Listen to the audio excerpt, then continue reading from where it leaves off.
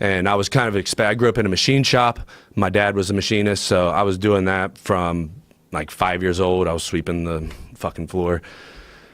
And I was like, man, this is not what I'm meant to be. Like, I'm supposed to be something great. But everybody around me is like, no, this is what you do. You live in this little town and you follow the rules. You're going to be a machinist or a farmer or, you know, whatever. And, you know, that shit pissed me off, you know, and I never really found my niche. And so I was homeschooled actually for, I think, 2 years in junior high. So I think that was sort of actually the start, because I went back to school. And when I went back to school, I was now the outsider. I didn't have any friends. And then going up, all of a sudden I'm in high school and I have no friends. I have no, I can't get laid for shit. I think that's what causes anger in a lot of people in the world, right? Oh yeah, and depression. Yeah, it's a big factor. Yeah, and at the exact same time, I'm starting to experiment with drugs and alcohol. So you put the two together, you know. I was supposed to be the prodigal son, you know what I mean? Like, I was very intelligent. I was, you know, I was doing things by the time I was 15 years old in the machine shop that guys, you know, they've been working for my father for 10, 15 years couldn't do. You know what I mean? So I was sort of this prodigal son. I was good at athletics and everything. Had no problem with all that stuff. So I think it was just sort of a backlash, you know, and then I let that anger get the best of me. So now when you were doing drugs and alcohol, what were the drugs? Like, what was the drug that caused you to overdose? Heroin. Ooh. An injection, yeah. Damn, that's deep. When you're injecting it, that's when you're all in, baby. Yeah, and you know, I didn't actually do it a whole lot. Is kind of the funny thing. A lot of people thought that I was addicted to heroin, and I wasn't. I think that was probably the 5th time that I did it, maybe 6, something like that. I didn't count, but you know, that was sort of that was my step into the dark side. You know, and a blessing and a curse, man. You know, it immediately, I was like, oh, okay, that's what can happen, right? Just to step back. And, you know, I was very naive, very, man, I was a fool, really. Like, because what I did, I remember leaving the hospital. I was like, okay, well, I'm never doing heroin again, but let's go do some coke. You know? Right, so I was just a dummy, man. Wow. And how old were you? I think I was 21, 22, one of those. I mean, it was like 15 years ago. There's a lot of stuff. I was actually kind of thinking about, like, so again, you know, on this podcast, I was like, you know, this is probably going to come up on it. It's a pretty intense story. I was like, damn, I can't remember all the details of that shit. It was like a long time ago, but anyway, yeah, so I was like 21, 22, and it wasn't too much long later, you know, I lived with this girl, and, you know, she was a drug addict too, and she had a couple kids, and it was like, all right, well, now I got a place to live, like, let's get fucked up. You know, and it was, I never did heroin again after that, obviously. I think I did oxys, though. Percocet, stuff like that. Oxy's basically the same thing, right? Yeah, which I mean, I didn't realize it at the time. But really, my drug of choice was meth back in that day. That was what I really liked. That was actually what I was addicted to at one point. And I ended up going to jail, and that was what got me out of addiction. I didn't realize I was addicted until I was in jail. So, what made you realize it when you were in jail? I just, you know, just couldn't stop thinking about it and just wanted it, and just, I mean, I didn't have like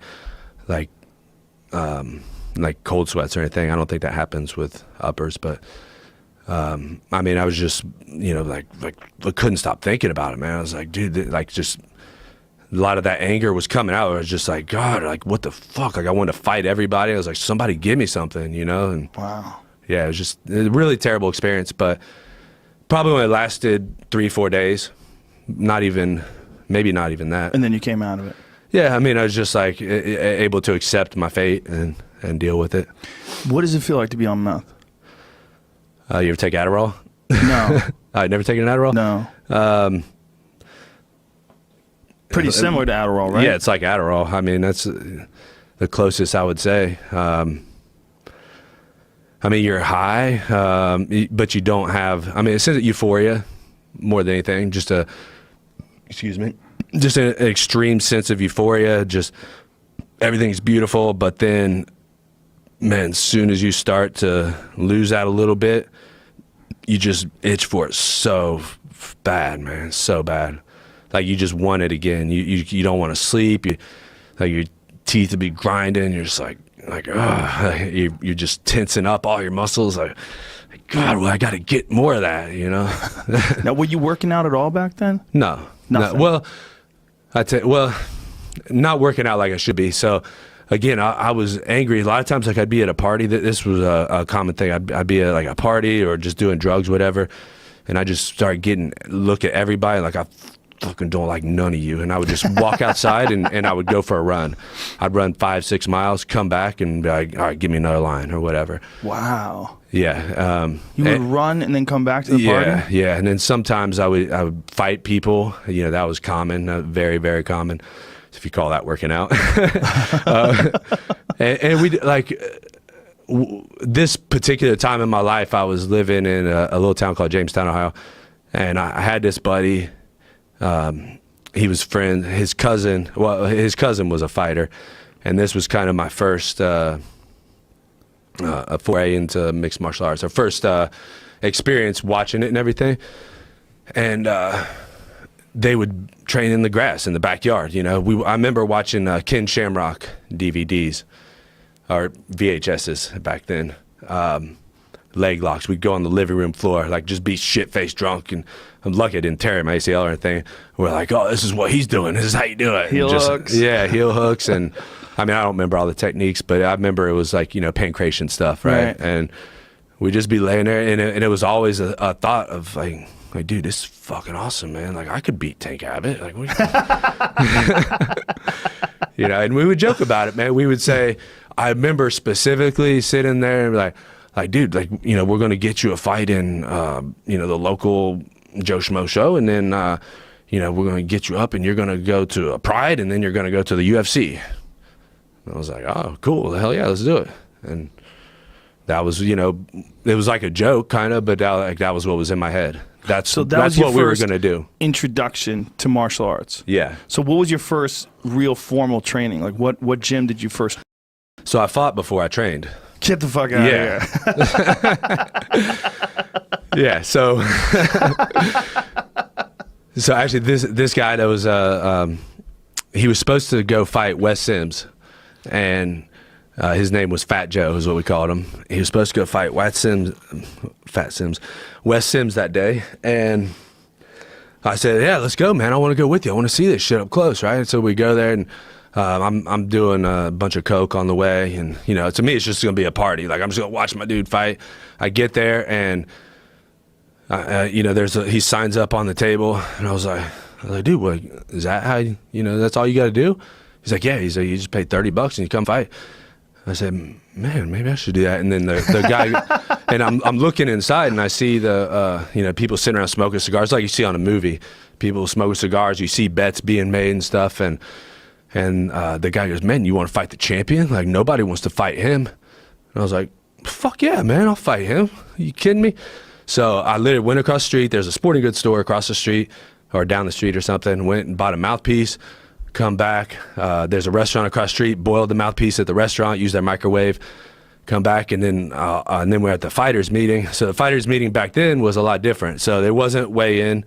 It was like, you guys look about the same size. You guys doing kickboxing? Okay, you guys fight, right? So that's how the way it worked out. And I'm sitting there, and they're like, okay, you're the champion. You're fighting him. And I was like, oh, shit, all right, fuck this motherfucker, right? And, you know, so I'm sitting back station. This guy, he taught me how to do a jab. He's like, man, all you got to do to beat this guy, just jab him. He's like, you see this? Just throw this jab. And I was like, oh, okay, I'm going to do that. And went out there and I beat the guy. So he actually quit. Yeah, he actually quit, you know. So he was a tough man champion is what he was. And I actually threw a jab, punched him in the face, and he went to shoot on me. I did, you know, a playground guillotine choke, and he just quit. I don't think I actually had the choke in. I highly doubt. Did he tap? He tapped out saying that his calf cramped up. I have no idea, you know, like what really happened. I mean, I certainly didn't know a guillotine choke. I didn't even know the name of it. So anyway, later that night, I was like, dude, like your fight didn't go very long. You want to fight again? I was like, yeah, whatever, man. And they said, well, this guy, you know, he's going pro in his next boxing match. You're a kickboxer. Let's fight him. I said, all right, I'll fuck him up, right? I go there. This dude beat the shit out of me. So that was actually the nice thing about that was it actually made me realize how tough I am. That was the saving grace. I mean, he just, you know, just pieced me up, just one punch after another. You know, I'm just eating punch after punch. And then, yeah, that was it.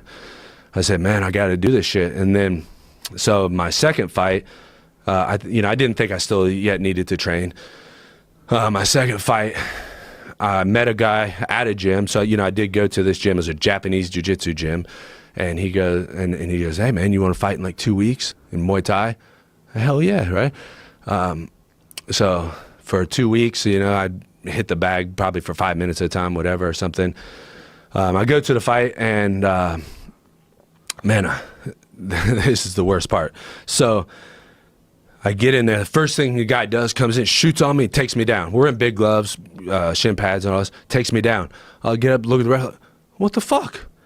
He's taking me down. We can't do this. Muay Thai, right? He's like, fight, you know. Comes in, takes me down again. I was like, what the fuck, man? So I was like, okay, so we're fucking wrestling, right? So I come out and get in sort of a wrestling stance, drop my hands, fucking kicks me in my head. So we'll come find out later it's San Shao. Not Muay Thai. Scott Sheely's show. I used to work with him a lot. San Shao, for people who don't know, was kickboxing with takedowns. Yep. I cornered Maurice Smith back in the day when Maurice was doing that once. Ah, okay. Yeah, in Burbank, I think it was. It was weird. It was confusing. It's like, okay, I mean, it's interesting, I guess. I mean, it's probably a good skill set to learn how to do takedowns and throws with kickboxing, but then you just let the guy up, which is just weird. You didn't get it, huh? It was weird. Yeah. Yeah. I mean, it still goes on. Sanda. Yeah. I think it's an amazing sport. I love it. It's amazing, Yeah. and it's Kung Lee. A lot of times it's a lot like throws in Muay Thai, because you know there's a lot of trips and throws in Muay Thai. Except you get points for the throws. Yeah. Yeah, up to 5. Yeah. Another variation. Yeah. Yeah, I think if like their feet go above their head, it's 5 points. So when did you get serious? So you did this. So it was right after events. that, because I mean he beat the shit out of me. I remember walking out of there and people were looking at me like, "Damn, how'd you survive that, bro?" I mean, and like people were actually asking me, like, "Dude, how did you survive that shit?" I'm like, I don't know. I had to go to work that night. I was like working third shift. I had to go to work right after.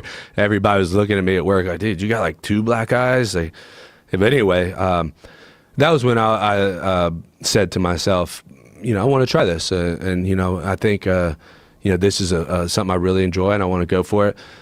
So I met this guy. His name was Eli Ayers, and he was fighting in King of the Cage, one of the toughest guys I've ever met, and then a guy, Braden Workman, and they were training it was a big show there in Columbus. I can't remember the name of the show, but I think like Lawler fought on it, like a bunch of Militich guys, Tim Sylvia. You know the name if I say it, I can't remember. But anyway, yeah, and then, you know, then I really got this shit kicked out of me when I got in the gym. You know, then I realized, like, you know, what a real beating was. And, yeah, just went from there, man, because I just said I never looked back, and I thought, man, you know, I want to change my life. You know, you know, I wasn't never actually the type of person that fit in with the drug user scene, right? Like that wasn't me. It was just again, an expression of anger and these things that, you know, in my childhood just kind of, you know, came out the wrong way, right? So it wasn't really like I fit in there. Right. So at this point, like I'm really not fitting in anywhere. And this was a quote that I remember where I said, "Stop trying to find yourself and start to define yourself." And I felt like the whole time I was trying to find myself. And I said, you know, I'm gonna define who the fuck I am. I'm gonna say this is what I am and this is what I do. I'm a fighter. Fuck it, let's go. It's do or die. I've been in jail. I've been dead. I've been, you know, I've slept in the fucking snow. You know what I mean? Like I've been homeless. Like I've done every low thing you can do. Like what's the worst that could happen? I get knocked out? There's nothing. So I decided, this is my path, and I'm going to carve the path. I'm not going to search for a path. I'm going to make the path, and I'm not going to look back, and I'm going to the top of that mountain. And that's something I still talk about today when I talk to people, is about, I didn't have any idea how I was going to do it, but I knew why I was going to do it, and I knew that I was going to do it. And I think in my own personal struggles, and I think in a lot of people's struggles, they kind of get caught up in the how. How am I going to do this? How am I going to win this fight? Whatever. And I think when you understand your why, I think the how becomes a lot more clear. Yeah. More clear and easier. I mean, it doesn't matter anymore. It's better to do it 100% wrong than 50% right. No, you never stopped. Yeah, your first team all fanny pack. Damn, Nordib Taleb's going off. I never just picked him up and slammed the shit out of him. Yeah. No, he's good, man. Nordin is very good. I never stopped with the fanny pack. No, you just ride through it. Even people are like, dude, Joe's fanny pack. I'm like, I know, man. It's his thing. There's a photo of me on. I sell the shit out of them. I'm always out of stock. My boy wants one bad. HigherPrimate.com. We're at Disneyland. Are we close to MMA in the Olympics? Yeah. Oh, we are? You are. Yeah. Holy shit. Yeah, they're working on it. Yeah, they're trying. Can you imagine that? Well, it would be I can't amazing. imagine it. It would be amazing. Now, would Russia just win all the belts, or? Well, What? They would What if about we had some Americans, sort of man? fucking situation. I mean, Russia would be tough, man. Well, it really depends entirely Really? upon drug testing. But they'll figure it out. I mean, Russians, when it comes to, boxing, combat sports, Russia's really... They're pretty fucking good. Would Dagestan be considered Russia? Well, the thing is, though... That's what I was putting under the same banner. Yeah. But the thing is, what would happen is, if it did become huge in the Olympics, then people would realize, how guys like Floyd Mayweather and so many different professional boxers got their start as Olympic gold medalists and then went on to become these huge superstars in boxing. Lomachenko's another good example. Yeah, when you have example. a real great amateur background, people get super amped up Andre about seeing you Ward. go pro. Andre Ward, yeah. Anthony Joshua. Yep. You get super amped up about seeing those guys go pro. In America, it's a little different, though, for whatever reason, when it comes to boxing. We don't get behind it like the other countries. But we used to, with Mark Breland, remember those days, with Tyrell Biggs. We used to love it. Yeah. We used to love it when a guy was an Olympic gold medal. Pernell Whitaker. Yeah. Ray Mercer. Yeah. We I said loved Andre it. Ward, but it's still, Yeah. and he... Look at this. Leg lock. Deontay Wilder as a bronze medalist was Shane bad because he Ooh, started super bad late. move. Started Yeah. boxing at like 21. Oh, shit. Anytime you hit them double outside ashis in MMA, they're risky. It's what a lot of people think is wrong about the trash talk of this era, because there's an era right now, right?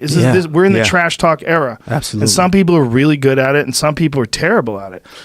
But it seems like everybody's trying. I mean, Masvidal recently, when he just beat Darren Till, it was very interesting because his take on it before the fight was, why trash talk? Like, what are we doing? What are we, why we're gonna fight? Like, what is all this bullshit about? Like, he doesn't like it. He was like, I don't like where this is going. I don't like where the sport is going. Yeah, I mean, it's one of those things that I had to adjust to. Mm-hmm. Because I wasn't brought on those principles. I'm not, You're I'm not here. Yeah, I wasn't here for a salesman. Right. Like, people ask me all the time, why do you do this? And I chose to do this. Like, I'm college educated. I can get a fucking job and sit in an office and punch numbers and all that. But I chose to do this because of my burning desire to compete. That's what even now, when I compete with guys, I'm not competing angry. I don't want to kill this guy. I'm not rah, rah, rah and all that shit. No, it's competition for me. My mind is, I'm going to beat you. And which goes to attest with how I fight and how I compete. I'm not like that. This is not the only thing that I can do. And so this era came about where now everybody, you got to talk shit, you got to sell, you got to do this and do that. And so... Do you feel any pressure to do that? Initially, at some point I did, because it was, I was fighting the way I was fighting. I was dominating guys and I was getting nowhere. Right. It was like no notoriety. They were kind of like just kind of putting you on the wayside. They would always tell me, oh, you get a top 10 guy. You'll get a top 10 guy. But it wouldn't happen. It was like, oh, you fight this guy. And you can't really argue with them because this promotion is giving you the opportunity to even really make money at all for the career path that you chose. So for a while, I just felt like, man, this is not, I guess I just got to do this, because you saw it. The other clown, Covington, he had to do that. He absolutely had. Nothing has changed with the way that he fights. He's done the exact same thing since he'd been in the UFC. But after the first couple of fights, no one gave a shit. So he felt, you know what? No, I'm just going to have to start doing this. Right. Everyone knows it's fake. Right. Because he just one day woke up and started doing it. And that's the thing now. You have to do, people try to say you have to do that. But for me is, what I'm not going to do is, I'm not going to just sell my soul just to, oh yeah, I'm just trying to earn a couple bucks, because I'm not going to do that. I'm going to do it the right way. George did it the right way. And I'm a firm believer that when you do it the right way, you will earn what you deserve. It will come to you at some point. I don't think that you have to. I really don't. Yeah, I mean, Kobe Covington does, because that dude freaking sucks. He showed. I mean, like, you got to give it to him. He did beat Dos Anjos. That was a big victory. He did beat Damian Maia. That was a big victory. Absolutely. Those are two legit victories over two very dangerous guys. He did beat those guys. Yes, absolutely. So he's got skill on top of the trash talking. But the trash talking bumped him ahead of you in line, and a lot of us were surprised. You know, I was surprised. I was surprised. I mean, that he had to do it, and I mean, it's gotten him where he has. And I mean, look what he did 2 weeks ago when I fought. Mm-hmm. His whole deal was for me to create an uproar, to get my name back in the picture, and he did a wonderful job. This is one thing that I would say is that he has done a wonderful job at having people talk about him, whether you hate him, which, and even the bosses have said the exact same thing, is no one has done what he's done. No one has ever created the persona that is unanimously hated worldwide. Like, unanimously. There's not even... He's a heel, like a wrestling heel. Like, literally a heel. Like, those guys, they still had fans, you know, that wanted to see him succeed. Like, nobody he's not safe anywhere. No. You know, you don't even have to be... There's flyweights that want to hurt this guy. You know? So, it unanimously he's done a good job of creating that, which I love, and I appreciate that. It's going to sell a lot of pay-per-views when you guys fight. Yeah, I'm not a hater. I'm not a hater. Like, I give credit where credit is due. I appreciate the fact that he's done that, and that's one thing that Rashad taught me over the years, is that you have to appreciate certain things like that, and I do.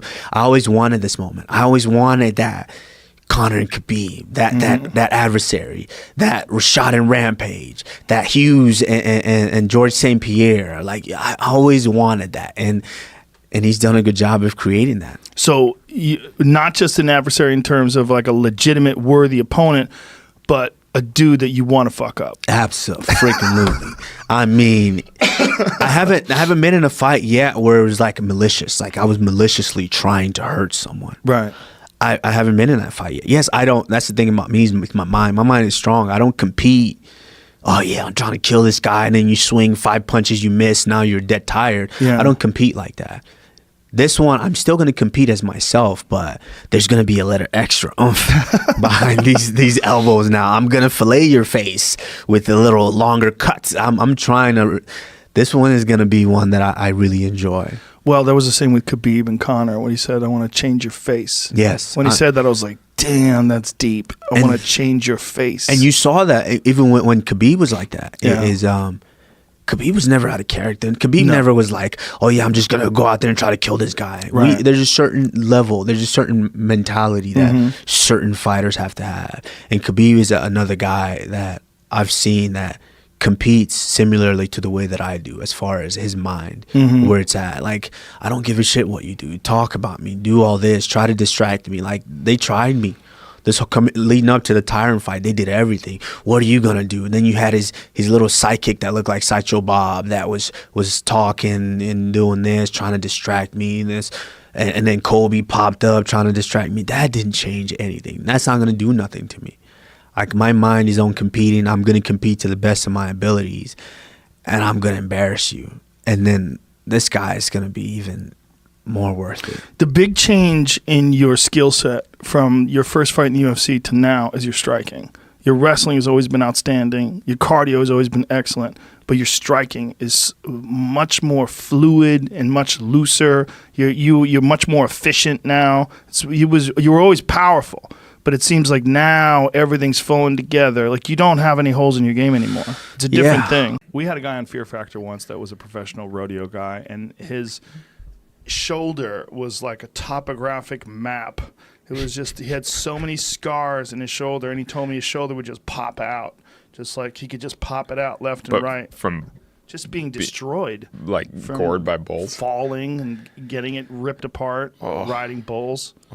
Yeah. Yeah, I just don't get that. It just but- wasn't working anymore. I mean, he had a bunch of surgeries, and they tried to screw it back together and tighten things down, but it was just destroyed. Though I'm sure a bull rider would look at free soloing and be like, "What a crazy dude!" You know, everybody looks at another sport and they're like, Exactly. "That's crazy." And honestly, I look at fighting and I'm like, "That seems totally outrageous." I'm like, "Why would you want some other dude beating you to death in a cage?" I'm like, "That's crazy." It is outrageous. But- It is outrageous. But if you can get good enough where you can avoid getting most of beaten the on. damage, yeah, and then to land the damage, it's kind of the same. But even thing. landing the damage to a certain extent, you're like, "Oh, you're hurting somebody else for the pleasure of the crowd." You're like, "That's kind of messed up." Yeah. Not, you know. It's a I very don't know. weird feeling. Like- Knocking someone out is one of the weirdest feelings because part of you is happy that it's not you, but part of you is like looking down at that guy that's just got flatlined, and you're like, whoa, that could have been me. How much do fighters like hold back? You know, because I feel like you kind of have to like go to the death, but then if you actually like punch somebody so hard they died or something, I mean, obviously you'd feel horrible, right? Well, you don't it's hold like a- back at all. Well, that's what I'm saying. But so it's like you don't hold back at all. But then if you actually killed somebody, wouldn't you feel horrible? It's very rare that someone dies in mixed martial arts, believe it or not. Well, yeah, no, I mean, I know that, but it's boxing- possible. yeah, And it's it like, is and definitely you know, possible. and it has happened, and it's sort of like, It has happened very, very rarely in mixed martial arts, never in the UFC. But in boxing, it happens more often. And one of the reasons why it happens more often in boxing is you're only punching. In MMA, you're taking people down. yeah, you're- people are tapping out because they're pinned in weird ways. Yeah. Yeah. Well, it's also there's more options to defend yourself. You're not just getting battered against the ropes. They're also nowadays much better at stopping a fight when a fighter's clearly compromised, when they're really fucked up.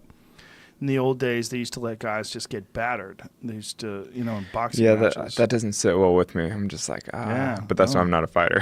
well, it's, I'm like, that's the You're thing right, about this you're thing right. about climbing is there's this real elemental appeal to just you and the mountain and its nature, and it's beautiful and it's like very peaceful and calm. It's like so different than having thousands of people screaming at you as you punch some guy in the face over and Yeah. over.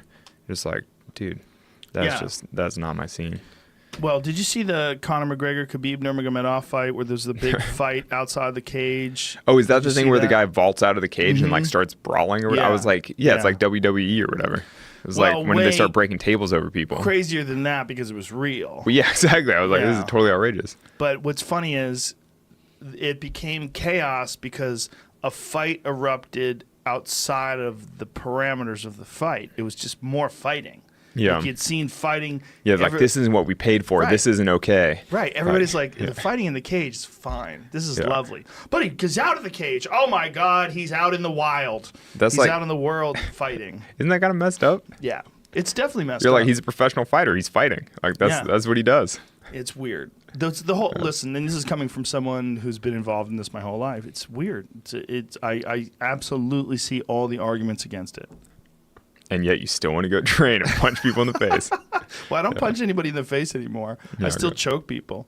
But I would imagine no one knows each other better than you guys do after something like that. It's pretty nuts. Yeah, I mean, and man, yeah, they were both knockdown, drag out wars. There were crazy I would fights. I would still say I won the second fight. But, well, it's a very close fight, right? yeah, it You'll was give very it that. close. I will say, but like I said, I mean, I ran into too many punches.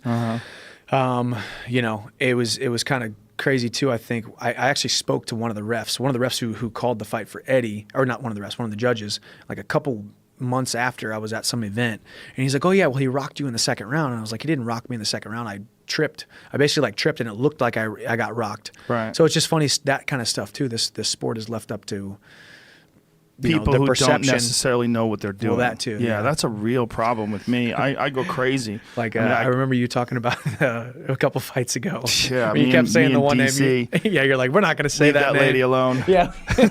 She's a nice lady.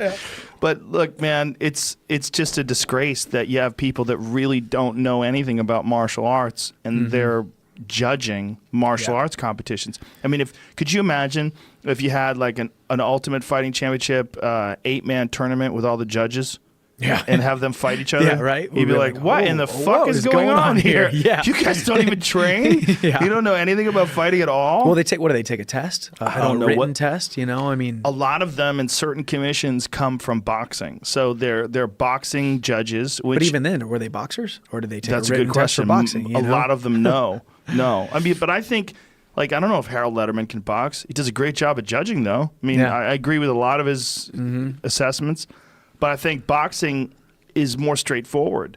It's two hands. Yeah. You know, there's no elbows, knees, takedowns. You don't have to understand jiu-jitsu. You don't have to understand wrestling. You don't have to understand when a guy's in trouble versus a guy's not in trouble in a certain position. Like, how close was that submission? Yeah. You know, how many leg kicks has that guy eaten? Why did he switch his stance? Did he switch his stance because he does that all the time? Or is his left leg chewed up? Yeah. You know, Right, exactly. They don't know. They really don't know. The stuff that you're saying that people who have seen the sport are thinking, but the judges may or may not have any idea what's going on with. A lot of them don't The have ebbs an and idea. flows. It's a disgrace. Yeah. It really is a disgrace. Well, it's crazy to think that the sport's been around for 20 years now, 25 years now, and we're still having this conversation. You know, Boxing has questionable judgments. Like there's some questionable calls, but nothing like MMA. Yeah. I think MMA is Crazy ones. It's disgraceful. Yeah. It really is. What's the worst?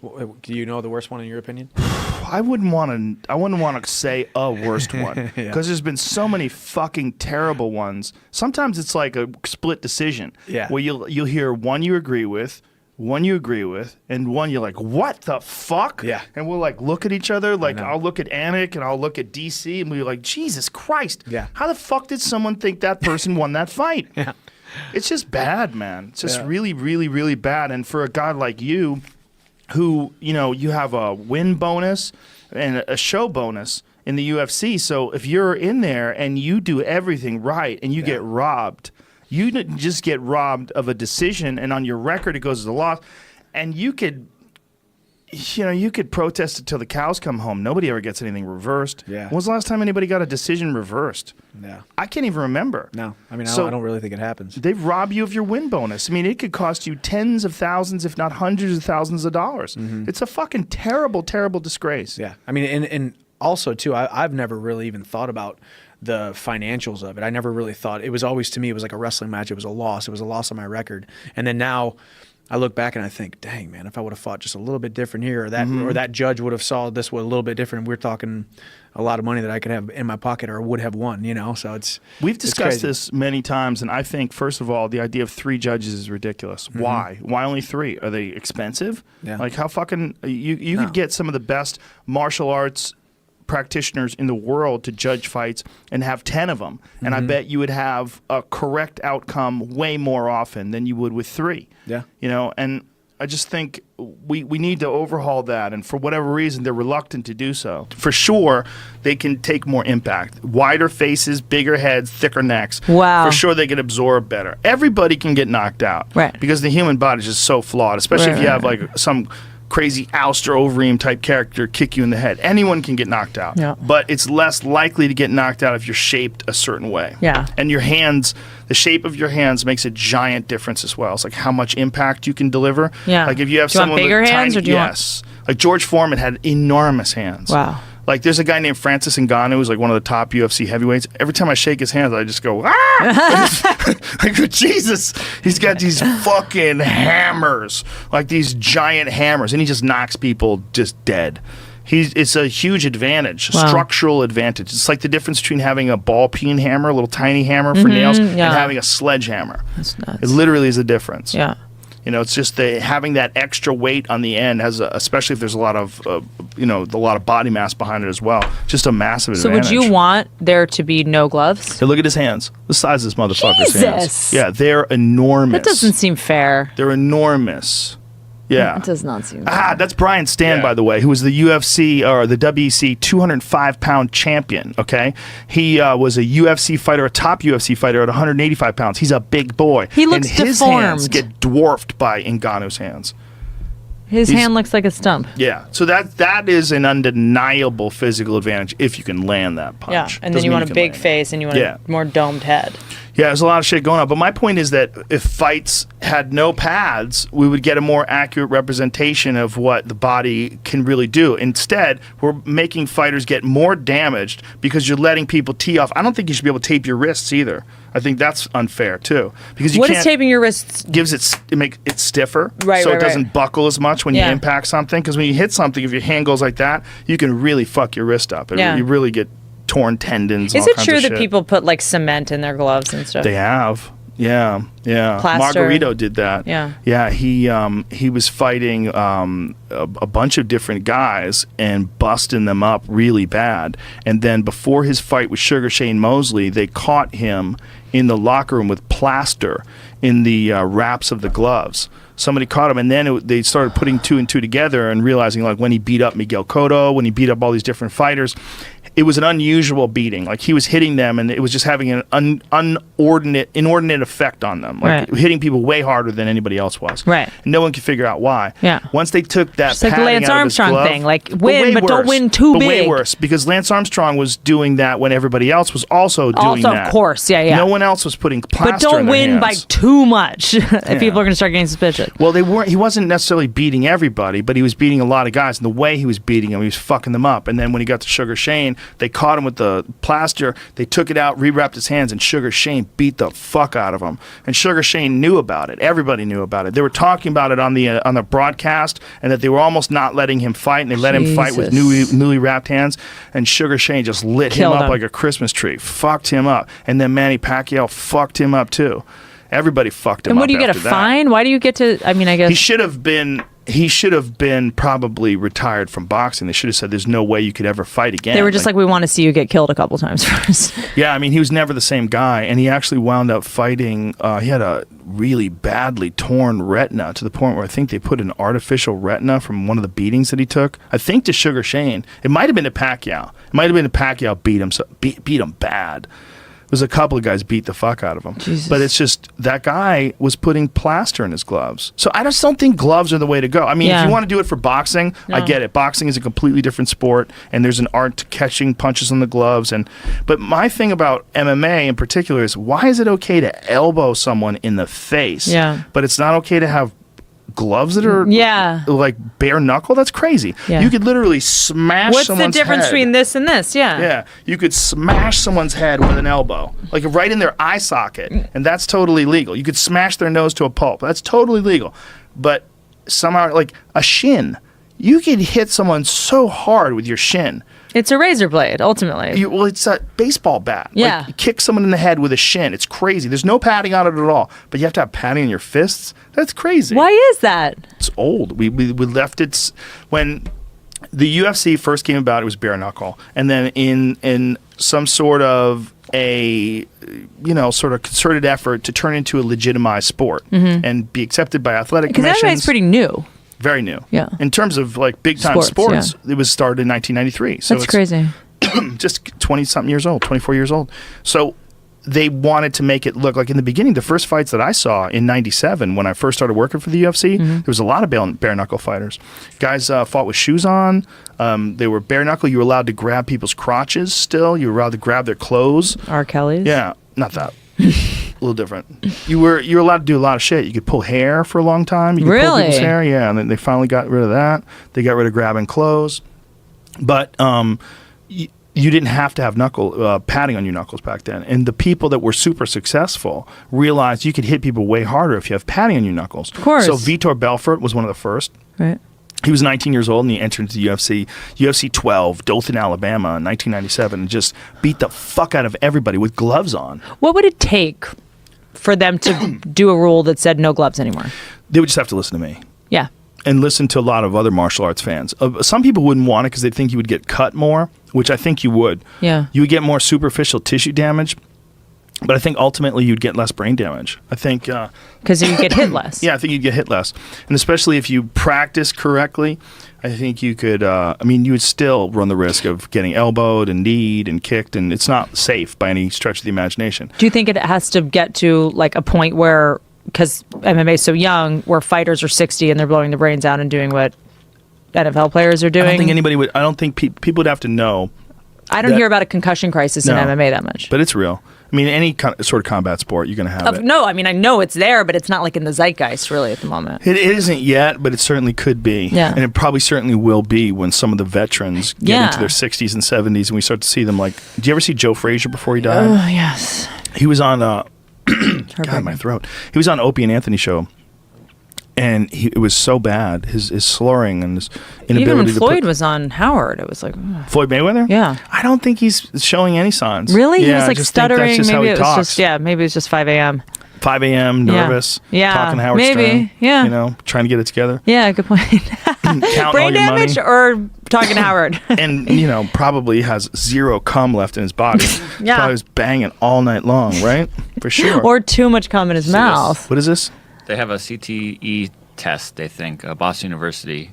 They found a biomarker they think that can let people know now, ahead of time. Ahead of time? before But isn't death. it just you get your bell rung 3 times and they sort of know that already? No, because it's not. It varies upon the person. Some people Oh. are way more durable for some reason. Really? Yeah, they don't know why, and it could be also connected to what we were talking about before.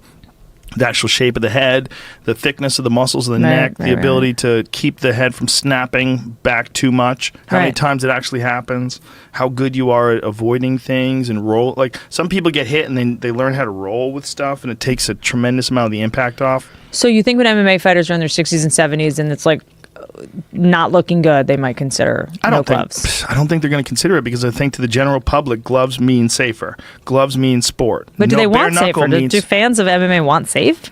They well, you got I would say if you're talking about public opinion, you're going to have a lot of the people that aren't really fans that are also going to weigh in, right? So if you have public opinion, Yeah. should they take the gloves off MMA? There's going to be a lot of people out there arguing passionately that have And they no don't idea what they're talking understand that about. gloves mean more Yes. dangerous. And they will say, no way, it's already barbaric enough. It's really what we should concentrate on Yeah, is putting yeah, more pads and more safety procedures and stopping fights quicker Right. and looking out for the safety of these athletes.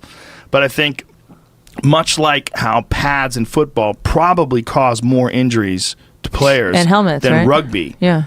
I think the same thing should be said about MMA. I It's think, so anathema to your logic of like helmets and pads cause injuries. yeah, it really does You because think they prevent them? that's the only thing that it does any different. It doesn't, like, if I had to choose between fighting someone with MMA gloves and fighting someone bare knuckle with, like, I'd get hand wraps and MMA, I'd be like, yeah, wrap me up. Yeah. Wrap me up. You could just tee off on somebody. It's a totally different experience. If your hands are fragile, a lot of times guys will hit each other with the palms of the hands instead. Yeah. Because you don't want to break your hands. Like, Yeah. you get on top of someone, you could smash their face with the palm Is of the this hand. the hardest part of your hand? Well, you can hit things hard with the palm and it doesn't hurt at all. Right. Yeah, it's a different kind of a bone. But It's you a can- thick bone and it's used to touching and pushing against What's things. the hardest part of your body? Your elbows? Maybe your knee and your elbow. Yeah. They're real hard. I mean, You can't really break your elbow. Well, I guess you probably can. People break shit all the time. They break chunks off the bottoms of their elbows from fighting. A lot of guys Jesus. have to get, I've had friends that have to get surgery where they have like floating bone chunks from elbowing people in the head. You can chip off little pieces of your elbow. LeBron's been known as a new wine head, and he LeBron. posted Okay, some of that's his bottles the Hezekiah. other That's day. Hezekiah is a ridiculously good one. I've had that at 97. So LeBron is a wine head. Yeah. Powerful. Yeah, he has some quite a few bottles of Opus One apparently, which is Opus 1 is not. That's Hezekiah is way better than Opus 1. All right. Look at what he wrote here. Last night was mad real, fresh out of Advil. Jesus grabbed the wheel. Sheesh. Imagine getting fucked up with LeBron James. I think I brought that wine to your the one with the yellow. I think you label. did. I think I brought you did. that here. I think you did. Yeah, it looks very familiar. Yeah, it's some good ass fucking wine. Chasson Montrachet. Good ass wine, Mr. Super Athlete. There you go.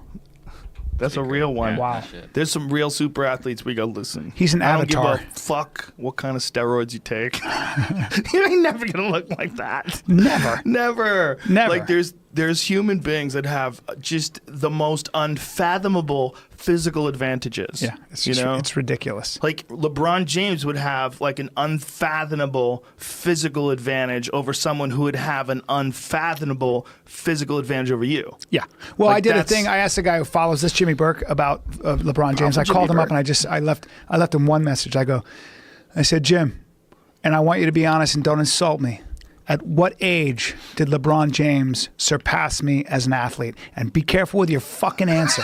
He said because 8. I'm a proud man. I'm Did a he say proud man, 8? and I'll kick your fucking ass. I hung up the phone. I got a very thoughtful dissertation. And I just got this.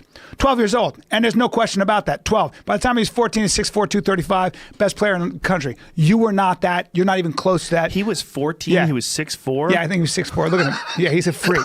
Yeah, there you go. Look at the size of him. Uh-huh. Oh my god. Yeah, he's 6'9", 265, and I sat next to Carlos Oh, my Boozer, God. who played with him, and they're the same size. And he goes, he's just a step faster than everybody as well, and just ridiculously strong. Well, see, a guy like that, if he was fighting, everybody would be fucked. Of course. They're lucky. Yeah. They are goddamn lucky there's that much money in basketball. That's right. He's That incredibly LeBron fast James and got everything into that. And the people go, well, you know what, man? Some things that make a great Look at him. basketball There you go. player wouldn't necessarily make you a great fighter. Listen to me. Save it. That guy's gonna beat your fucking ass. Yeah. He's a winner. There's just a certain level of winners that like he'd do whatever the fuck he wants. Whatever he wants. Bo Jackson could have done Same thing. whatever the fuck he I worked wanted. with Bo Jackson for a week. Did you? Yes, I did. And he was, and I said, "Oh, what do you weigh?" He was in a white T-shirt, and I was looking at the thickness of his fingers. You know me, I obsess because I'm basically a gay man.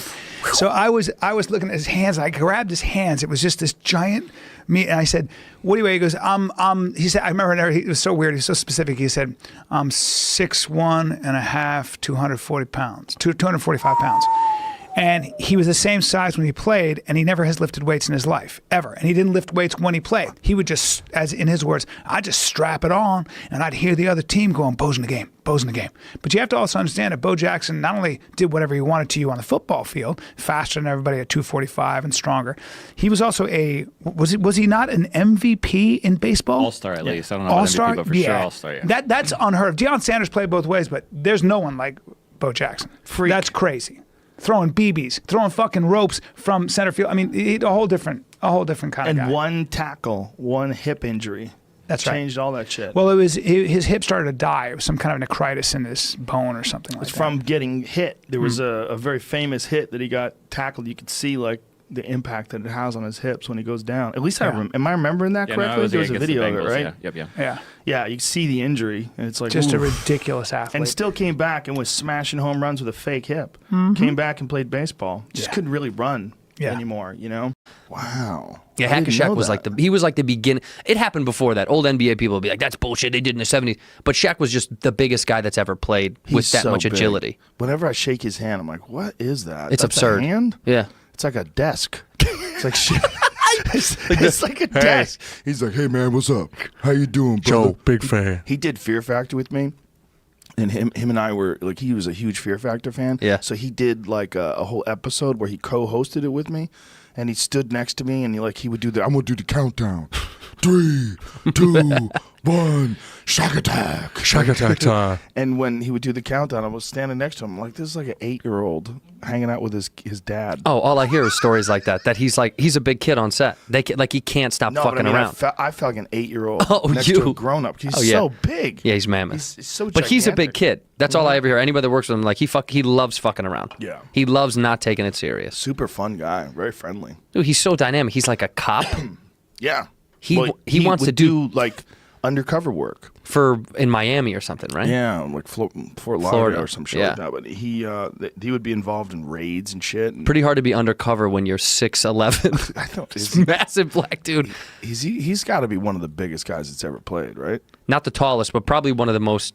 Massive. Probably the most mass. Yeah. Yeah. And muscle. I mean, when you get up next to his arm, it's this. It's like two of my thighs. He got into MMA for a while. Did he? Yeah, I don't know if he's Training? still doing it. Yeah, training. But there was videos of him training, and I was like, look, if there was no weight limitations, like he's so that's Look at me that. and him together. He's so fucking big. That does look like it's like a man and his buddy. Yeah, a child and a grown man. Yeah, I have a picture of me at the MTV. What was it at? Movie Awards or something like that with him next to me, where I was, interviewing him for this thing, and he was it was the roast, one of the roast, a Bieber, and I'm doing this with the microphone, like Yeah. full extension with it, and he's bending down still. He still has to dug. I'm like, check. It's kind of weird that like the UFC has a weight limit. Like What's the top out? 265. Yeah. Isn't that weird? Yeah. Why is that? I don't know. Does it get? There's a super heavy. Super heavy, we've never had a super heavy fight, but super heavyweight is 265 and above. Well, who's the heaviest fighter that's ever fought? 265 when they weigh in. Yeah. After that, probably Brock. Brock was cutting weight to make 265. Wasn't he around 300 pounds at one point? Yeah, oh, for sure. Man, that's fucking insane. And it's a different kind of 300 pounds, too. Shaq is Shaq's 330. He's 7'1". His shoes are 22. 22. They're almost two. His foot is 2 feet. That's his foot. That's how fucking big. Yeah, his foot is 2 feet. Jesus. But like a guy like that could never fight in the UFC because he probably can't make 265. No. Or if he did, he would be shredded. Fucking zero fat. Yeah. But I wonder about how, because he's so big. Yeah, he'd have to lose 75 pounds, right? Did they say 330? Is that what he weighed? Yeah, 330. He looked like as a rookie. Oh my God. He's so big. He's so big. He's so big. And he's a kid right there, by the way. He's 19 or 20 years old right there. God damn, that's crazy. It's a fucking full-grown man at 20. I mean, what? Did you ever see this movie? Did you ever see the movie Blue Chips? Do you ever see that? No. That's a great movie. What is it? It's like about Shaq, Nick Nolte. He's recruiting him out of high school. About Shaq? Yeah. It's a phenomenal movie. You would love Nolte. it. What? How good is that guy? Oh, it's awesome. Oh, he's so good in this fucking movie. So, so MMA, who named it mixed martial arts? You know what? That's a whole story, and you're going to hear. I heard it was you. Well, I give credit to Jeff Blatnick as far as he didn't come up with the term. Who did? But the truth of and this is the first thing I can tell you. I had to do what's called a work permit for LAPD because I worked for LAPD back in 1993 into 94. And it was because I was going to referee this second UFC, which was March 11th in 1994. And for me to actually work, the department has to allow me to. I have to ask for permission, and then they have to grant that permission. Was there a concern that it was too outrageous? Well, that was part of the whole thing is I didn't want to say, oh, I got two guys going into a cage that are going to beat the shit out of each other. Right. So the first thing I put was a martial arts referee. Okay. And then they said, well, what kind of martial arts? So I wrote mixed martial arts referee. Now, I can tell you that was in 90, right at the end of 93. And where did you get that term? I didn't get it from anywhere other than I'm sitting there trying to think. But I do know that there was a columnist, a sports writer from the LA Times that wrote about the very first UFC. And in his article wrote mixed martial arts. Oh, so maybe it was him. So you got John Peretti saying that he did it back in 1983. It's like, okay, well, if no one's saying it, it doesn't mean shit. Right. Okay. So the truth of the matter is, so Peretti might have said it in 83. He might have said it, but it didn't mean anything. Right. Because the fact of the matter is, and it doesn't matter what I wrote, what matters is when you joined it. When you joined the UFC, it was still considered no holds barred. NHB. Yeah. NHB was what we called it. And it was something that was, and this is, probably part of my problem with Campbell McLaren is before UFC 2, they had him on Good Morning America with Jim Brown. And you go back to that, and he came up with the line that you could win by knockout, tap out, or death. Okay? And for years after that, I was in court having that thrown in my face by the frickin' attorneys trying to put us down, saying, isn't this what your company said? No, that's not what my company says. Human cockfighting. That's what an idiot said. Yeah. Okay? And so he still, to this day, thinks he was magnificent with that. Okay? But you look and you go... Well, he might have been in terms of buying... It drew attention. On pay-per-view. It drew attention, there's no doubt. But when we were trying to combat that, we were trying to get away from no holds barred because no holds barred meant there's no rules, and there was rules. Removing it. They're removing all the stores. When I was there, they were having some sort of a closeout sale because they were getting shut down. I don't know if that's since been amended or fixed. I don't know. That sucks though. And when he moved in, I was like, okay, this kid's fucking pissing me off. He's not picking up his shit. He's not doing his dishes. He eats like shit. My mom did all that for me. And I'm like, okay. I either could get pissed off and kick him out, but then I realized I'm like, he doesn't even know. So I'm going to work with him. I'm going to try to treat him like my little brother and help him. And he was willing to like kind of follow along, and then he started slowly starting to eat better, started to eat spinach, and his back problem started to go away. And what kind of back problem? My back would always hurt. It was always inflamed, always. I don't know what it was. Did you get it looked at? I remember getting it looked at. My mom lower back. It was nothing. It was literally from eating shitty food. It's just all the inflammation from all the shitty food I was eating, and I didn't know that at the time. I remember my mom took me in. They're like, "Oh, your back's fine," but it hurt so bad always. I started eating more anti-inflammatories. I started making shakes with spinach and almond milk and blueberries and chia seeds. I started eating healthier, and I slowly noticed, like, oh, I feel better. I started getting more into eating healthier. I remember just recently, I ate a vegan diet for 6 months, and the people on Instagram hate me now that I don't eat vegan diet anymore. I get messages. When you go off vegan diet, man, that's like when you become a Muslim apostate. Seriously, they want death to you. Yeah, because I've been posting pictures. Like I posted a picture of I got this grass-fed beef jerky from Whole Foods yesterday. Got probably 30, 40 messages. Why aren't you vegan anymore? Or just me. Like people, they're mad at me for not eating a vegan diet anymore. But I always say, like, I ate that vegan diet for 6 months, but I incorporated eggs into it because I wasn't eating enough. But I never felt bad. I didn't feel worse. I just didn't feel great. Once I started eating good quality meat again, I felt my energy levels. I'd wake up, my energy levels were way higher. I just felt more aggressive. I felt more like manly. Vegans right now are getting angry. In the contenders, vegans, I'm triggered. Oh yeah, in the contenders. I know, he lost me. The Contender Series fight, he weighed 138 pounds. He was a vegan at that time. I walked sickly, like skinny. There's more to that too than just the vegan diet. I had a bad concussion 3 weeks out from that fight against Alfred in the Contender Series. I remember waking up in the middle of the night puking. I couldn't train. I remember I even woke up with a little headache going into the fight. Do you remember what it was from? Yeah, I was from sparring. I got hit hard, boom, and I remembered, I'm like, fuck. But I knew this is a huge opportunity. I liked the matchup. I knew I just had to go out there and perform. But yeah, I weighed in at 136 and I walked into the cage at 138. Like and you can even go back and look at that video and I looked just unhealthy. But it all worked. Yeah, I was so skinny. I was like 138 pounds right there. Yeah. But I still dropped his ass.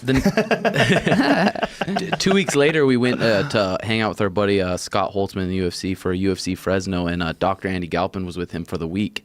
And I knew Sugar was with me. He watched What the Health, and that's what turned him vegan. So I made sure to ask Dr. Andy in front of Sugar. I said, how much would Sean benefit from eating like elk or grass-fed meat twice a week? He's like, fucking hugely. And then Sean right there made the decision. I'm gonna start. I'm like, eating if this some meat. guy's telling, if he's this smart and he's telling me that some good quality meat's gonna benefit me, I would be stupid to not take him up on that and do that. So, and I don't regret it. I feel so good eating meat again. I feel way stronger. It's hard when you see those documentaries, and also you get a lot of positive reinforcement from other vegans that are very happy that you're vegan. Yeah. They love that you joined the team, and look, people want to be healthy, and for the most part, eating vegetables is very healthy. The problem is there's a lot of nutrients that you're going to really have to search for if you're just eating plants. And the protein is not as bioavailable. The amino acids are not as bioavailable. It's very hard to get vitamin B without supplementation. There's a lot of shit that you're just not going to get. And the bang for your buck in terms of the amount of nutrients that you get in like a small grass-fed steak versus a big plate of broccoli, it's just not the same. And they don't want to admit it. And a lot of these people, I think those What the Health guys, I had them on when they did Cowspiracy. I think they mean well, but they are fucking true believers. And they are not trying to put together a documentary that states all the facts objectively. They're doing a vegan propaganda film. And on it debunked a shitload of the things. We had actual nutritionists analyze what they were saying, go over the studies, and they debunked a shitload of what they put in that film. That film is a propaganda film, and it gets a lot of people thinking that this is the way to go. It's going to reverse heart disease and help your body, but they get so many things wrong. Meat does not cause diabetes. Like, this is nonsense. Like, when they do these studies with people, especially like studies that they do on people that show that people that eat meat more than 5 times a week have a higher instances of heart disease and all these different things. They don't measure what else they eat. These people that are eating meat all the time are eating fries and shakes and soda, and you're not analyzing someone who eats sautéed spinach and olive oil and a piece of grass-fed beef or bison or elk or something like that. No, you're getting some asshole who's eating Jack in the Box. Yeah. Like, yeah, that stuff's terrible for you. It's fucking sugar and refined carbohydrates and nonsense and trans fats. All that stuff's terrible for you. If there's no studies that show that eating clean, like people have eaten for thousands of years. I mean, if meat caused cancer, 97% of the planet would have cancer. And that's the numbers that eat meat on a regular basis. It's like 95+%. Fuck. And then those people like that are vegans, they're like, oh, I'm gonna try a vegan diet, and then they're eating all these veggies, getting these nutrients that they didn't get before, and they're like, I feel fucking great. Right, yeah. Just get off that bullshit diet. You stop eating Jack in the Box. Sorry, Jack in the Box. Yeah, in the middle of the night, sometimes I do go to you for comfort. Don't do it. It's not Jack in the Box. It's just fast food, shitty food, processed food. You know, that's what the problem is. It's like people, like you were saying, like ramen. I like ramen every now and then. Fuck, it tastes good, but it's not good for you. I couldn't eat. Yeah, just like knowing what it does to your body, knowing that you are what you eat. It's I can't cheat. I can't do it. If I know that's not gonna benefit my body, I can't eat it. It's hard for me. What to. you eat, like 100%. And it's I think so simple. You know, it's such a simple phrase, but literally your body is made out of what you eat. God, and that mouth pleasure. I know, Fucking for real. mouth pleasure, especially when you're high. God It's damn, man. Ice cream sundae with hot fudge. Yeah. It's so terrible for you. But there's all these healthy. You can replace all of that with healthy stuff. Yeah, I haven't had any keto ice cream, but I've heard good things. Some people said that there are some stevia sweetened or xylitol sweetened keto ice cream that doesn't fuck with your body. Nice. That new Halo Top that has that sweetened coconut milk and stevia. It's pretty tasty. Yeah. Well, there's stuff that you can eat that is good. And of course fruit, you know, eating healthy fruit. I mean, look, man, a nice delicious ripe peach is about as fucking good as any bullshit fucking fake dessert that you're going to get anywhere. Seriously. We don't appreciate it because we think of it as being like a healthy choice, so you don't get that I'm being a naughty boy reward that you get from, you know, having a banana split or something. Fuck. God, it's just not worth it. It fucks your whole night of sleep up. Yep. It fucks your blood sugar up. And that's the thing. It's crazy that most people don't know. They're like, God, I just eat and then I'm tired and then I just get starving again. They just don't know about those blood sugar fucking. Yeah, the insulin spikes. And I had a regular Coke the other day, like a couple of weeks ago, for the first time in years. How come? Oh, just whatever. It was there. I said, I haven't had a Coke in forever. Let me have a Coke. And it was like drinking syrup, like this sugary. It was like felt thick when I was chugging it down. I was like, did it hurt your stomach? No, but I did feel like shit after it was down. I feel terrible. But how many people drink those fucking things every day? Every day. First 34 ounces or 32 ounce pop. It's hard. It's hard because it's who you're surrounded with too. Like, fuck, dude. If you're surrounded with everyone, like, oh, come on, pussy, just have a good time, enjoy your life. You're like, fuck it. Right. And then you're like, exactly. Yeah. That's something like it's such a common thing. You are who you surround yourself with, but people don't. I don't know. It's like I'm so lucky that when I was surrounded myself with Tim, like he introduced me to eating healthy. I remember when I was 19, I moved to the lab. Every day we have pro practice Monday, Tuesday, Wednesday, Thursday, Saturday. Every day I was going to the coffee shop and reading mind gym books, like all these mental books, and we were doing it together. We were reading, constantly improving each other, wanting to get better, wanting to help each other improve, and it was so important for me you are who you surround yourself with, and I see people not surrounded with themselves with the best people they can be around. And it's a trap. Yeah, it's a terrible trap. And sometimes those people that are not the best people are really fun to be around. That's the problem. That's a distraction. It's like, what's keeping you back from wanting to be I want to be the best bantamweight in the world. Like, what's keeping people back from wanting to be the best of them? And it's just distractions. People who are fun to be around, alcohol, you know, even women, like certain food is like distractions of what's keeping you back from wanting to be the best you. Yeah. So it's just, our brains are crazy. Our brains are nuts. Yeah. I mean, you got to think about just what you do for a living. I mean, just that alone's crazy, right? The desire to be a professional fighter, the desire to fucking kick people in the head and choke them and have them try to do it to you, and that this is what excites you. Yeah. And that this is what's driving you to go to the gym to improve constantly at. I mean, that alone is crazy, you know. And then these other people that are living their lives and drinking too much and smoking too much and eating shitty foods, and you know, that's their path, you know. But their path is not compatible with your path. That's the big key. I like how Entonces yo dije, bueno, para empezar está bien que haga wrestling, pero mi pensamiento estaba en hacer MMA. Even though he wrestled, he wanted the MMA. He was telling me last night that he would watch those videos. People would smuggle UFC fights into Cuba, and it wasn't known. It wasn't going to happen for him in Cuba. It was never going to happen for him. Right. So he wanted to get into MMA. So when he went to Germany, he stayed, and there was an MMA fight, and they wouldn't let him fight amateur because he was in the Olympics. Right. So they threw him right into the wolves. Like his first fight, he didn't even train. It's very funny because so you can see the first fight when I have it is, man, you see what I do? Like, when I fight the guy, that's what happened.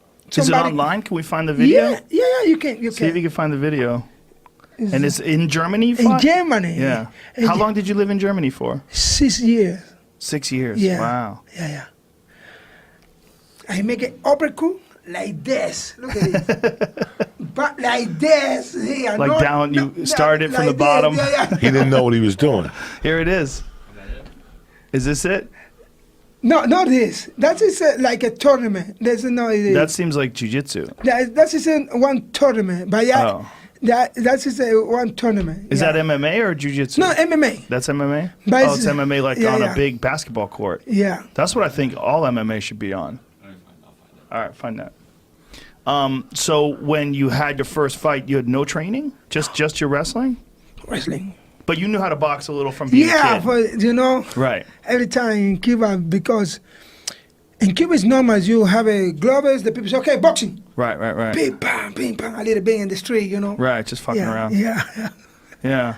Wow. So when you were in Cuba, were you thinking about the future, that there was only so many more years you can compete in wrestling, and then what else to do? Cuando tú estabas en Cuba, tú estabas pensando en el futuro. You had this huge wrestling career. Tú eras You had tremendo luchador. medaled in all these international Ganaste competitions. medallas en todos los lugares, ganaste a todo el mundo. Sí, Tú estabas yes. pensando en MMA. Sí, I think in MMA. No MMA, UFC. Yeah. Here it is. Is this it right here? Yeah, look at it. Wow, this is crazy. Look, he's throwing kicks, man. And this is no training. No. Look at this. Look at Wild. that. You see? Oh, man. Those are wild uppercuts. But still. Throwing shots to the body. Oh, they give a standing 8 count? What are they doing here? Is that what that is? This guy's got headgear on. Interesting. And what year was this? ¿Qué año fue esto? 2000. Is that it? That's it? They called it? You beat him? 7, 9. Ya lo Yeah, ganaste ya? yeah. He That's said, a I wrap. don't want No, we're good. Oh, they're going to let him back in there? It's very funny because Yeah. the coaches he don't know nothing about the boxing, nothing. The coaches son cómicos, son unos cómicos. Oh, let's get comedians? Comedians. His coaches were comedians Oh, Jesus. at the MMA fight. Yeah. That's Yeah. terrible. So that was it. Yeah, You punch him in the head a few times and they go, that's good. We're good. He We're said good. it's a very fun for me. He said, Does it keep going? Yeah. Oh, No, it goes again? yeah. Okay, so he's trying here. Boom.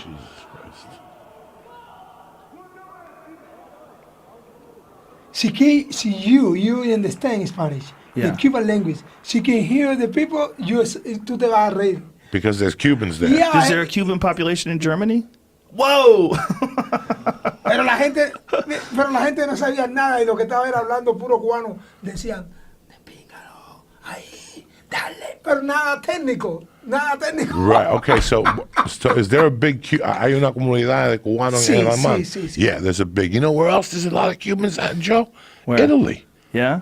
they all went. I met this Cuban guy. And he goes, "I'm never coming back to the States. Italy's a lot better than this shithole." They got good food. I was for like, sure. "You live in Italy?" And he says he works at a restaurant. And he was a waiter. They kind of understood the language. He goes, "A lot better than living here." I go, "Really?" Really? And he went back. He couldn't get a job here.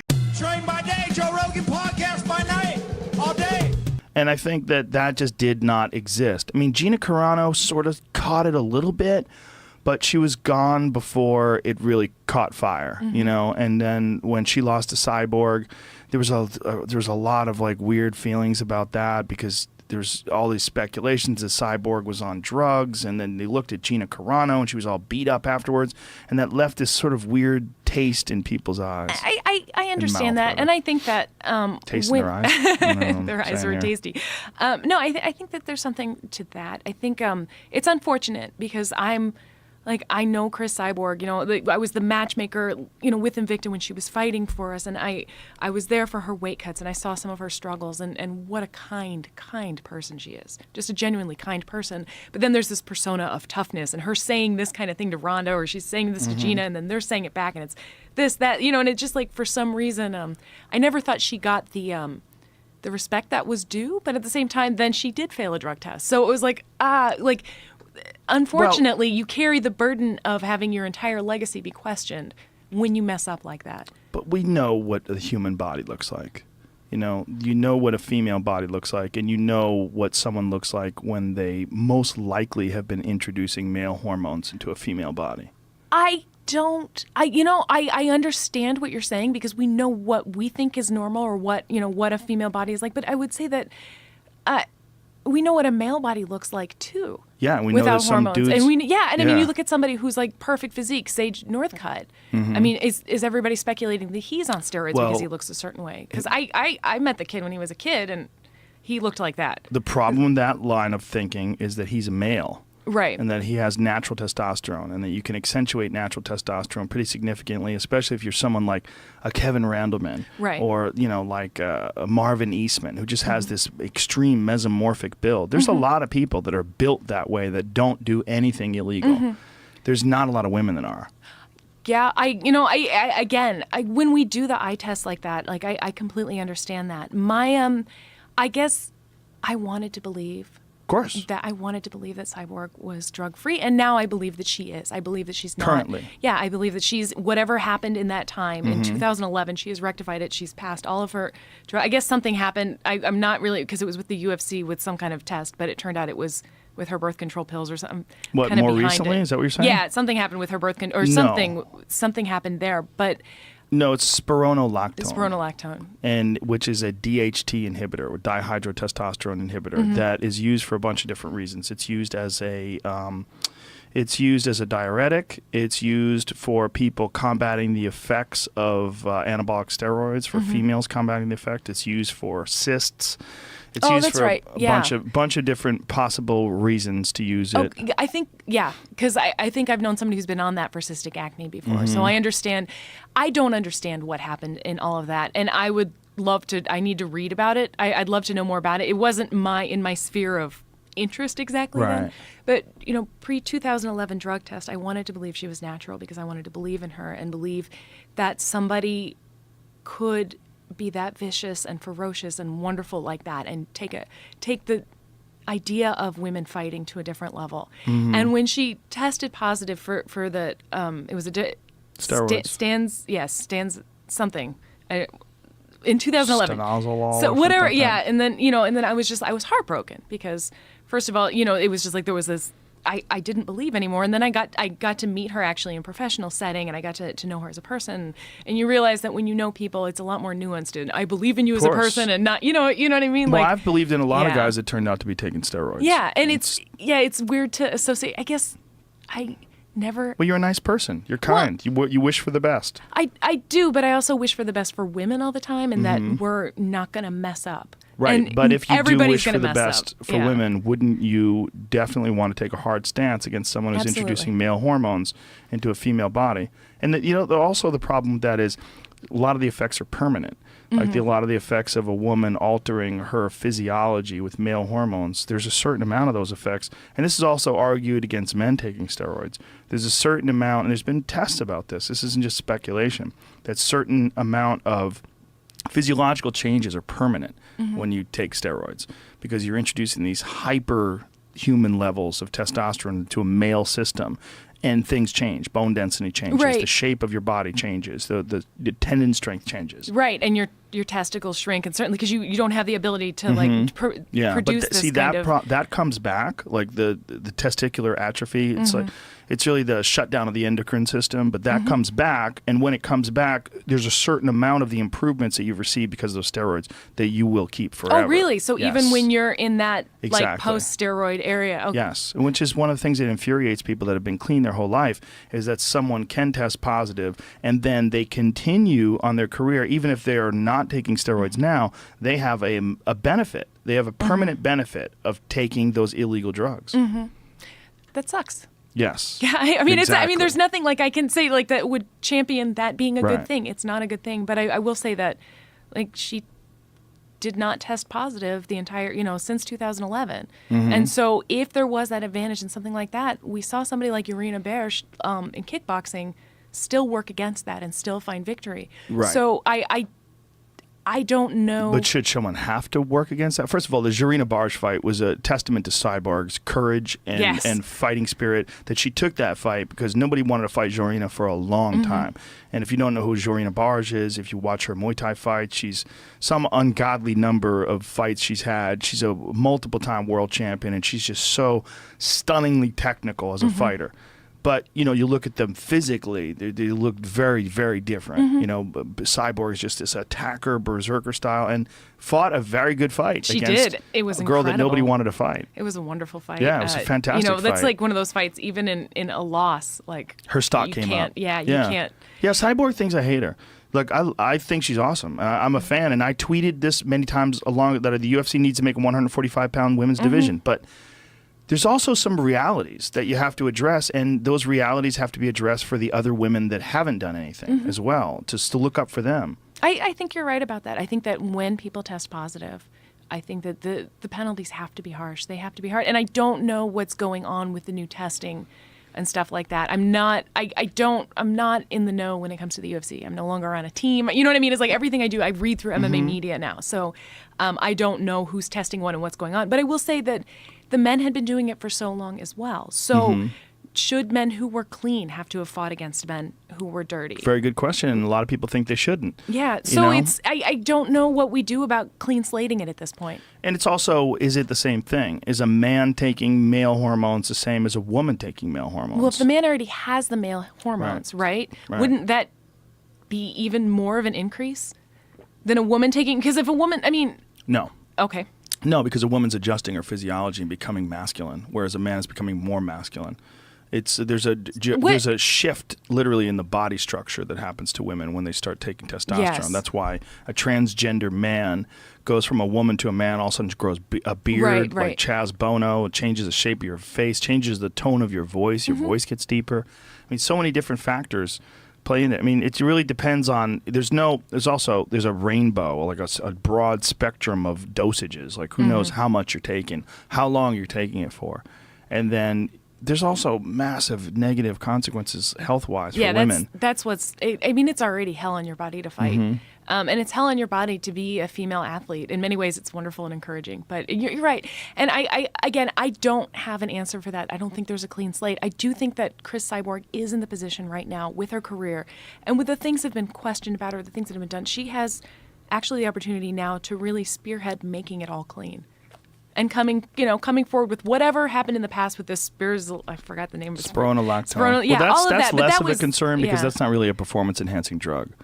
The spironolactone is it's not performance enhancing. Okay. It's not like the so other stuff then was. it wasn't a failed test then. Well, it's it was not prohibited, or it is prohibited, but she could get a therapeutic use exemption. Did she?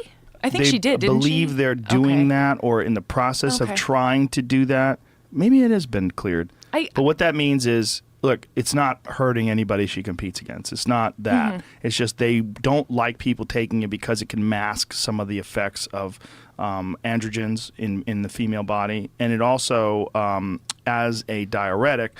Diuretics are illegal because diuretics also can mask some of the potential properties of testosterone or hormones or That's steroids why they did away you're with all taking. the IV rehydration. Yes. I was the only person who liked IV rehydration. You're the only one? No, I think there's a lot of people that liked it. A lot of people loved liked it. And I mean, I was clean.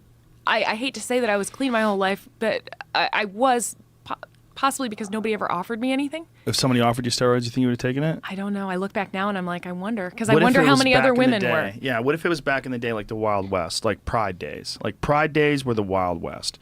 Like during Pride, like I talked to Ensign Inoue. He described about his contract literally in capital letters said, "We will not test you for steroids." And Ensign was laughing about it. It was like fucking everybody was on shit back then. You know, I to that question, I think I probably would have. If I'd have been offered it, I don't know. But then you think about that, and then you think about, okay, 2011 was just on the cusp of being the Wild West, right? Mm-hmm. So if she did take steroids, if she was on something, isn't that just what everybody else was trying to do? I don't know. Some people were. I don't think Gina was doing it. Oh, no, I don't think Gina Gina did it at all. No. But some women definitely did, I for think sure. they did. I mean, you look at the old pictures, the fighters, the generation before me, and I'm not throwing out accusations. I'm just saying people with musculature, like Becky Levi and people like that. You kind of wonder, like, okay, how much of that was, you know? Sure. Well, I know girls that just compete in jiu-jitsu tournaments that do testosterone. I mean, they just want to be stronger and better, and there's no money in it. They're just trying to get an edge, and it's kind of weird. You know, it's weird. It's it's amateur. And no one's testing, and they say everyone's doing it, so they're doing it. So you go, okay, like I got no position on this. I mean, I don't know, I don't know what to say. But when it comes to MMA and when it comes to professional sports, and back then, if it was the Wild West, I'm sure a lot of people were doing it. You know, but Chris Cyborg became sort of the poster girl when she looked the part and then tested positive. Right. What I mean, what do we do with that now? That's a good question. What do we do with that now? Like, what because do you do with it? I think she's a phenomenal woman. I think she's a kind and good woman and a wonderful fighter for people to look up to. So I don't know what you do with that now. I think that what has to go on the table is just we take everything by what happens today. And if a person doesn't test positive, we take them at their word. Yeah, the real problem though with what's going on today is they're offering these massively steep sentences for people and suspensions for people. So like if you get caught, I think the first suspension is like 2 years. And then if you get caught again, it's even deeper. And then 3 years, it's 3 times. If you get caught a third time, it's like life. You're done. Yeah. Like the Vanderlei Silva one is the most disturbing one to me because he ran away from a test and they banned him for life. Like that is that's abusive. You got to wonder how many other fighters have run away from it, but it just wasn't as public. Like, you know? Sure. Well, not only that, but when you talk to Chael Sonnen about how sketchy the USADA people were when they came to him, like they made him do it in a broom closet and give blows like this. Is this sterile? Like, who are you? Do you have an ID?